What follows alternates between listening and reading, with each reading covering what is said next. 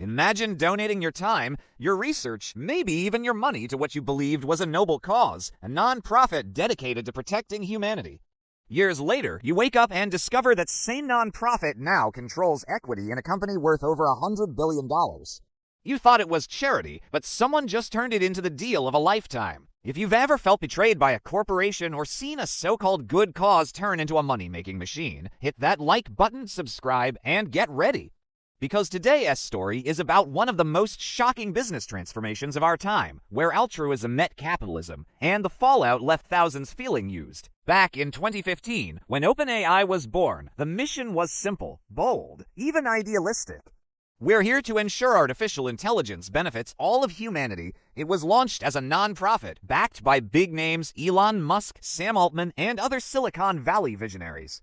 Billions were promised, not for profit, but for protection. The idea was to keep AI from becoming the property of a few megacorporations. The world listened. Researchers joined. People donated time, effort, and credibility, believing this was a higher cause. No shareholders, no greed, just science. Or so it seemed, but AI moves fast, faster than anyone predicted. Training models wasn't cheap. It was burning hundreds of millions of dollars. Inside the walls of OpenAI, a storm brewed. Sam Altman and his team faced a dilemma: stay a pure nonprofit, noble but broke, or pivot. That pivot came in 2019. Quiet, subtle, but it changed everything. They created a capped profit arm, a hybrid structure.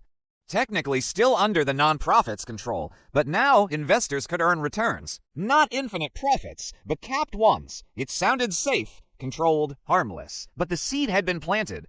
The nonprofit was no longer just a nonprofit. Fast forward, OpenAI explodes. ChatGPT becomes the fastest growing app in history. Millions use it daily. Microsoft steps in with a $13 billion partnership. Suddenly, the nonprofit parent, the entity meant to protect humanity, now owns equity in a company valued at over $100 billion. Think about that for a second. A nonprofit owning a stake in a $100 billion enterprise. And people who once thought they were contributing to open research, they were blindsided. One researcher described it like this: "We thought we were building a public library? Turns out we built a casino." Imagine being one of those early researchers. You worked 80-hour weeks, fueled by the belief you were serving humanity. You gave up cushy corporate offers because you believed in the mission. And now, years later, the same organization is sitting on billions in equity. Your stomach twists, your hands clench, and the thought creeps in: did I just get used? It wasn't just about money. It was about trust, about principle, about the betrayal of a cause